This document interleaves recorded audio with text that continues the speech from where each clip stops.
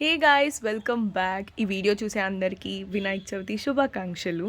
మేము ముందు రోజే పూలు ఇవన్నీ గుచ్చేసుకున్నాం అనమాట. యాక్చువల్లీ మమ్మీ గుచ్చింది, నేను కాదు. అండ్ నెక్స్ట్ డే మార్నింగే కిట్టు అండ్ డాడీ ఎంత వర్షం పడుతున్నా వెళ్ళి మరీ వినాయకుని తెచ్చారు. మీలో ఎంతమందికి వినాయక చవితి అంటే ఇష్టం? నాకైతే మస్తు ఇష్టం అనమాట. ఆ 1 వీక్ 12 డేస్ ఏదైతే ఉందో అది మొత్తం పాజిటివ్ వైబ్స్ వస్తుంటాయి నాకు.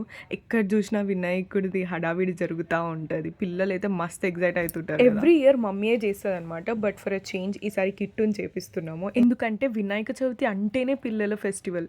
సో పిల్లలు ఈ పూజ చేస్తే మంచి విద్య వచ్చింది. ఎవ్రీ ఇయర్ నా పని అయితే ఇదే అనమాట. చేతికి అందరికి తోరణాలు కట్టి వినాయకుడి పూజలో నా ఫేవరెట్ పార్ట్ ఏంటంటే కథ. వినాయకుడి కథ అన్న మహత్యం అందరికీ తెలుసు. అండ్ అదే కథలో చంద్రుడి స్టోరీ కూడా ఉండిద్ది. ఒక రోజు చంద్రుడు వినాయకుడిని అవమానించడం వల్ల వినాయకుడు అతనికి ఒక శాపం ఇస్తాడనమాట. దట్ ఆ రోజు చంద్రుడిని ఎవరు చూసినా వాళ్ళకి శాపం తగులుతుంది అని. ఆ శాపం పోవాలంటే మనం అందరం వినాయకుడిని శ్రద్ధగా పూజించుకోవాలి. ఈ వినాయక చవితికి మీ అందరి కోరికలు, నా కోరికలు అన్నీ నెరవేరాలి.